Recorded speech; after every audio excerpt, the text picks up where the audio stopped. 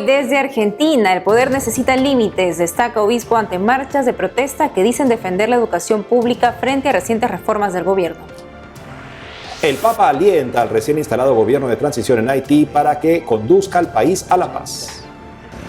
Desde Haití, la Iglesia también espera que el gobierno transitorio traiga mejoras, mientras saca adelante pastoral de escolares, jóvenes y desplazados. Entrevista exclusiva con el director de comunicación del Arzobispado de Puerto Príncipe. En Lima, Roma y Madrid, 35 nuevos sacerdotes se ordenaron este fin de semana.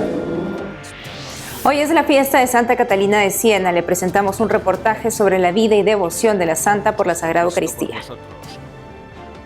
Hola amigos, hola Eddie, iniciamos una nueva semana informativa. Así es, Natalie, siempre en tiempo pascual que compartimos en la alegría con nuestros televidentes. Gracias por acompañarnos en su noticiero EWTN Noticias. Soy Eddie Rodríguez Morel. Yo soy Natalie Paredes. Empezamos las noticias desde Argentina, donde las reformas del gobierno de Javier Milei enfrenta protestas sobre las cuales la Iglesia también se pronuncia. Sobre esto y más informa nuestro corresponsal Matías Boca. En Buenos Aires se realizó una masiva marcha en defensa de la educación pública. Cientos de miles de personas se movilizaron en Buenos Aires y en ciudades del interior de la República Argentina en defensa de la universidad pública ante el recorte presupuestario planteado por el gobierno nacional. Además de estudiantes, alumnos y graduados de la Universidad de Buenos Aires y otras universidades públicas del país, también asistieron personalidades del ámbito político y referentes de sindicatos. El origen de la convocatoria fue el reclamo de un presupuesto mayor al aprobado por el Gobierno Nacional para las universidades en el año 2024. Pese a los aumentos concretados en los últimos días, el presupuesto total para este año es inferior en un 71% al de 2023. Si bien el Ministerio de Capital Humano incrementó los fondos para el rubro, la cifra llegó a unos 1.400 millones de dólares, un 4,1% más que el periodo anterior. El monto queda muy por debajo debido a la expectativa de inflación para este año. Por su parte, EWTN Noticias entrevistó de forma exclusiva al obispo de San Francisco, Monseñor Sergio Buenanueva, quien habló sobre la marcha. Seguramente algunos o muchos se manifestaron en contra del gobierno, del ajuste, hubo manipulación política, ideologización. Es así, la realidad es así. Pero la manifestación de estos días en Argentina ha tenido algunos valores que hay que destacar. Valores positivos, la educación ante todo, que está en el corazón del pueblo argentino, de su historia, de la familia, de la Iglesia Católica, que es una gran educadora. La educación es el presente, pero es también el futuro. Y la sociedad se ha manifestado a favor de este gran valor que está metido en el corazón de los argentinos. Y en segundo lugar, el valor que esto tiene para la cultura democrática. El poder necesita límites. Los límites se los ponen las leyes, la Constitución, pero también la sociedad cuando se manifiesta correctamente, y ayer lo hizo. El poder necesita límites y, como enseña la doctrina social de la Iglesia, primero el ciudadano, primero la sociedad y al servicio de ellos la comunidad y el poder político. Valores a destacar. Por su parte, el presidente Javier Milei compartió una breve publicación en sus redes sociales, sin hacer mención explícita al tema. Día glorioso para el principio de revelación. Quien quiera oír, ver, que oiga, vea. ¡Viva la libertad, carajo!, escribió junto con la imagen de un león que toma de una taza con la inscripción Lágrimas de zurdos. Entre otra información, se incendió un altar de la iglesia Santa Catalina de Siena, un monumento histórico nacional que cumplirá 279 años. Uno de los templos más antiguos y emblemáticos de la ciudad de Buenos Aires, con casi 3 siglos de vida, la iglesia de Santa Catalina de Siena, en pleno microcentro porteño, estuvo cerca de ser consumido por las llamas. A este incendio se le atribuyó intencionalidad y quiero dejar muy en claro y y tenemos que hacer honor a la verdad, no hubo ninguna intencionalidad. Lo que ocurrió aquí fue un desperfecto eléctrico. Esto ocasionó el incendio. Esto es lo que ocasionó la pérdida de un lugar valioso.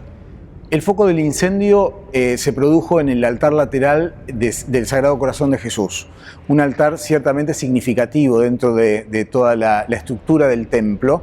Allí en el centro estaba la imagen del Sagrado Corazón, que quedó muy dañada. A los costados estaba Santa Catalina de Alejandría y al otro costado Santa Inés. La imagen de Santa Catalina de Alejandría quedó totalmente destruida, no queda rastro alguno. La rápida intervención de los bomberos permitió detener un incendio incipiente que destruyó uno de los altares ubicados sobre el lateral derecho con sus imágenes, salvo la de Santa Inés, que se mantuvo intacta. La sorprendente preservación de la estatuilla con el rosario pendiendo de sus manos, pese a que se le cayó encima el armazón del altar, que era de cedro. ¿Se produjo un milagro en el incendio? Sobre esto reflexionó de forma exclusiva para EWTN Noticias el padre Gustavo Antico. Lo que llama mucho la atención y sorprende, y es una invitación incluso a renovar nuestra fe, es que la imagen de Santa Inés quedó intacta. Y esto corresponde y lo podemos vincular perfectamente a su vida y a su martirio y a su testimonio. ¿Por qué? Porque cuando ella era martirizada fue tirada al fuego y el fuego se apagó. Evidentemente Santa Inés nos deja una lindísima lección, ¿no? Este espíritu con el que también uno tiene que enfrentar situaciones que a veces arden en la vida o situaciones que a veces son dolorosas, y con la mirada puesta en el Señor, la realidad también toma un nuevo sentido, se serena, se aquieta e incluso desaparece. La iglesia de Santa Catalina fue inaugurada el 21 de diciembre de 1745 y su convento se convirtió en el primero de mujeres de la ciudad. Todo el complejo fue declarado Monumento Histórico Nacional en 1942. Desde Buenos Aires, Matías Boca, EWTN Noticias. En Haití, el Consejo Presidencial de Transición asumió en los últimos días la jefatura del Estado. El ahora primer ministro interino, Michel Patrick, será el encargado de liderar el país hasta las elecciones de 2026. La toma del cargo se da más de un mes desde el inicio de la espiral de violencia en manos de paramilitares o pandillas que exigían la renuncia del ex primer ministro Ariel Henry, hoy exiliado en Estados Unidos. Sin embargo, la nación continúa en crisis. Al respecto, el Papa Francisco desde Venecia rezó por Haití. Pienso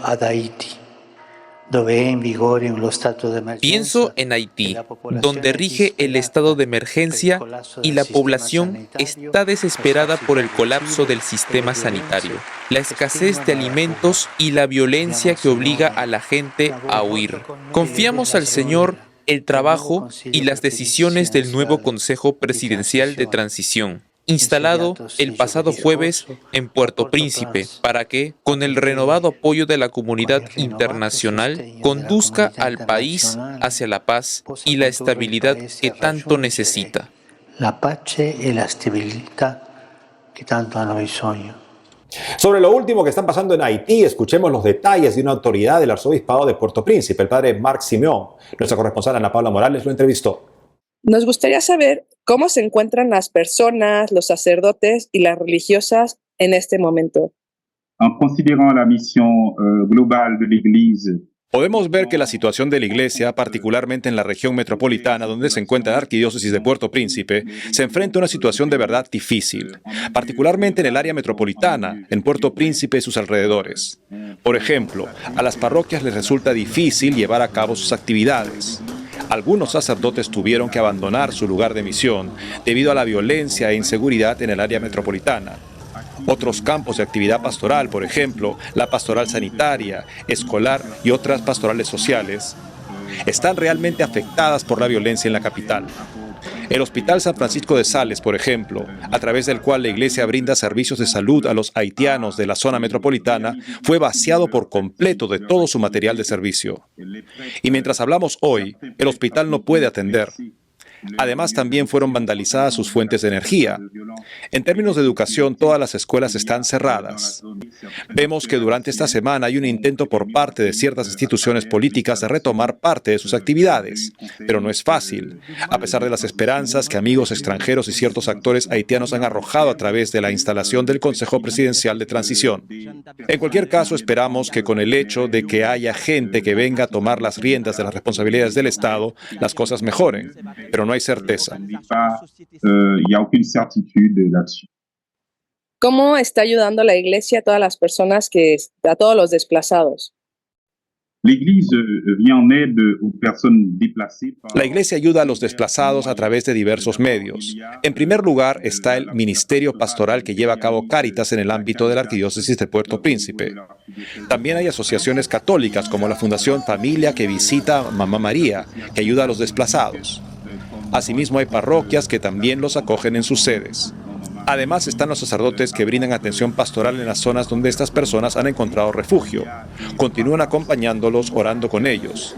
Al mismo tiempo, a nivel judicial, está Justicia y Paz, que es un órgano de la Iglesia que trata de documentar los casos de violencia, asesinato, historias de víctimas que tuvieron que abandonar sus hogares debido a la violencia de las pandillas. A principios de 2024, según evaluaciones de la Organización Mundial para las Migraciones, ya había más de 300.000 desplazados en Haití debido a la violencia de las pandillas. Ahora hay más de 90.000 desplazados más que se han sumado desde la intensificación de la violencia orquestada por las pandillas en la región metropolitana de Puerto Príncipe. Y entre estos hay muchas mujeres y niños, categorías extremadamente vulnerables. Por eso, la Iglesia intenta acompañarlos en la situación que vivimos hoy en Haití. ¿Han pensado en hacer algún plan de pastoral para la construcción de la paz y la unidad del país? La Conferencia Episcopal tiene un discurso de invitación a la paz. Monseñor Pierre-André Dumas, vicepresidente del episcopado haitiano, antes de llegar a la etapa de intensificación de la violencia en Puerto Príncipe, intentó el diálogo entre los enfrentados. Pudo reunir a muchas personas que pertenecen a la comunidad política y a la comunidad de la sociedad civil en Haití para intentar juntos una solución a la crisis que se vive desde hace varios años.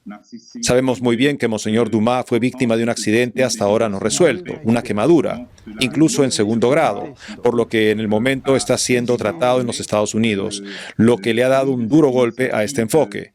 Pero el espíritu de esta iniciativa permanece y por lo tanto creo que la Iglesia seguirá apoyando el proceso de búsqueda de la paz para este país que ya ha sufrido tanto.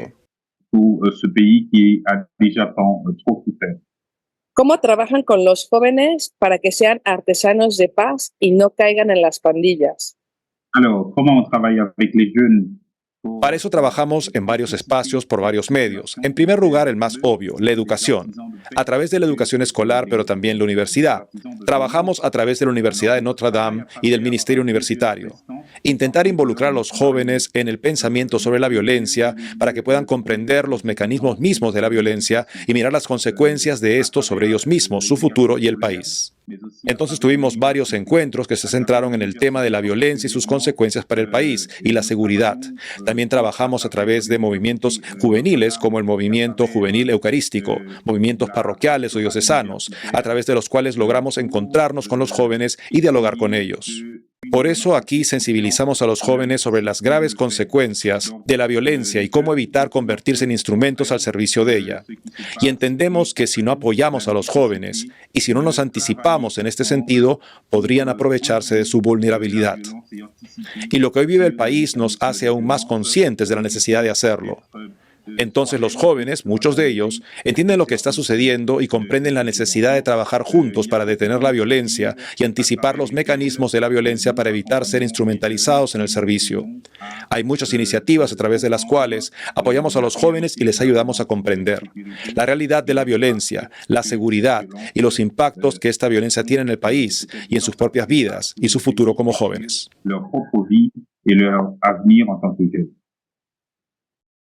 Merci beaucoup. Merci. Au revoir. Nos vamos a una pausa, pero al volver, en Lima, Roma y Madrid, 35 nuevos sacerdotes se ordenaron este fin de semana. Además, hoy es la fiesta de Santa Catalina de Siena. Le presentamos un reportaje sobre la vida y devoción de la santa por la Sagrada Eucaristía. Regresamos con más noticias con Enfoque Católico.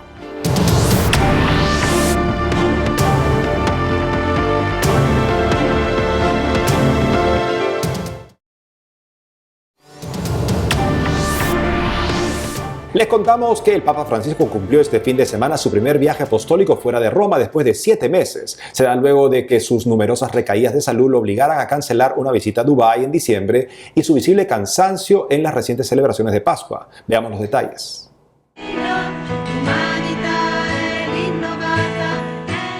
Domingo 28 de abril, el Papa Francisco llega a Venecia, Italia. Participó de la 60ª Bienal de Arte Contemporáneo, prestigiosa exposición internacional que este año presenta un pabellón inspirado en el Génesis, titulado En el Principio.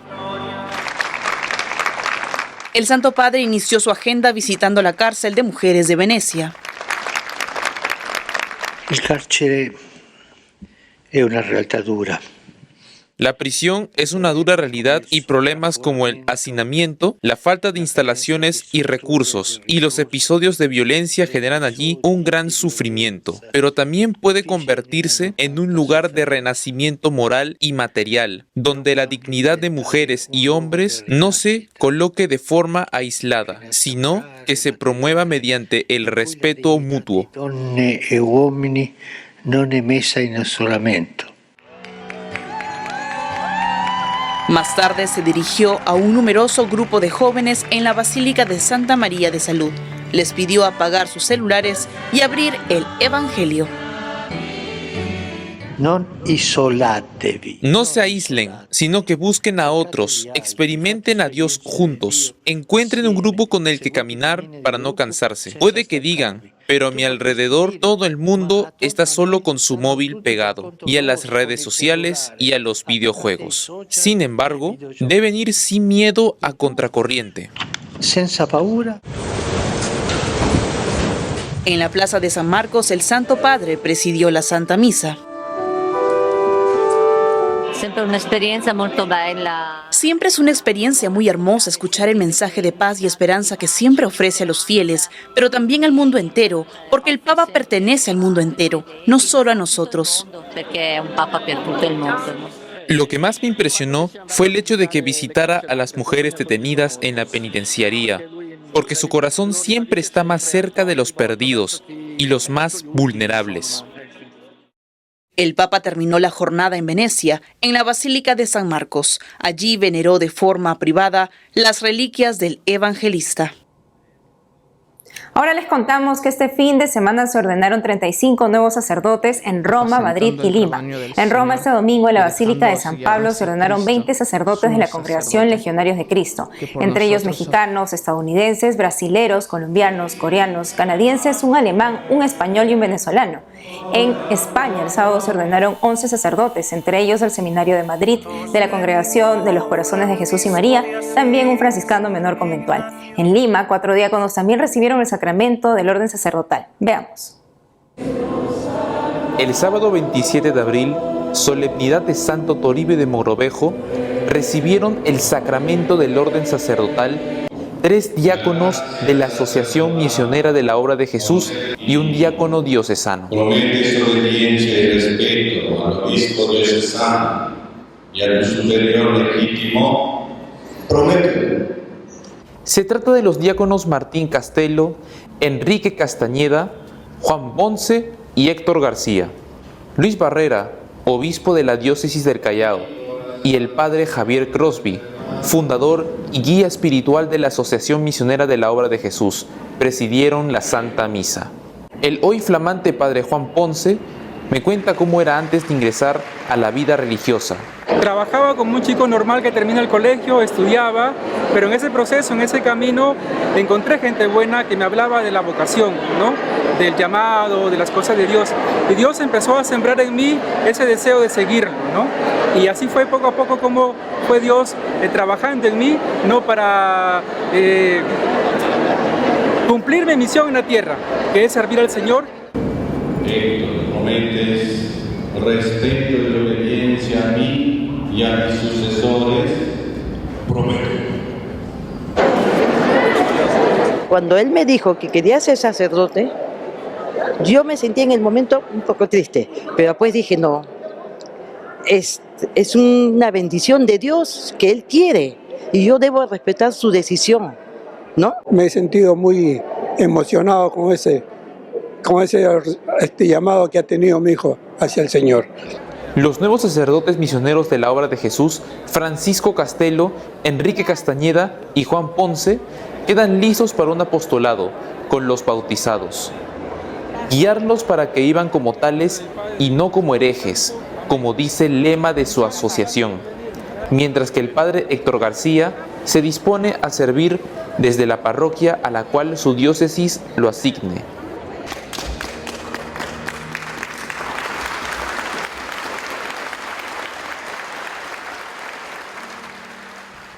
Hoy 29 de abril, la Iglesia Católica celebra a Santa Catalina de Siena, mística, virgen y doctora de la Iglesia. Como integrante de la Tercera Orden de Santo Domingo, se convirtió en la gran defensora del papado en tiempos críticos. El programa Vaticano de WTN nos presenta un reportaje sobre la vida y la devoción de Santa Catalina de Siena por la Sagrada Eucaristía. Veamos.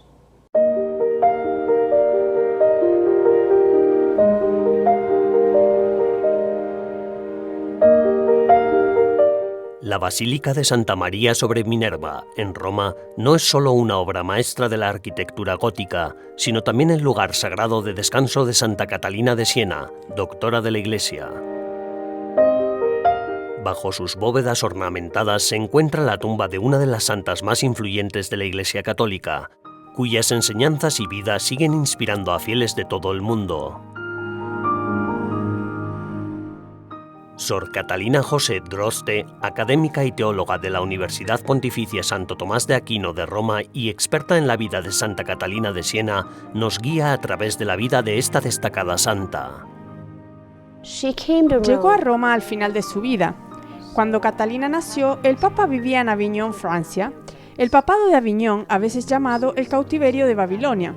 Catalina, al igual que Brígida de Suecia, antes que ella, insistió mucho en que el Papa debía regresar a la ciudad de Pedro y Pablo. Santa Catalina, doctora de la Iglesia, entrelazó profundamente su vida con la Eucaristía, extrayendo su fuerza y sabiduría de Jesús Eucaristía.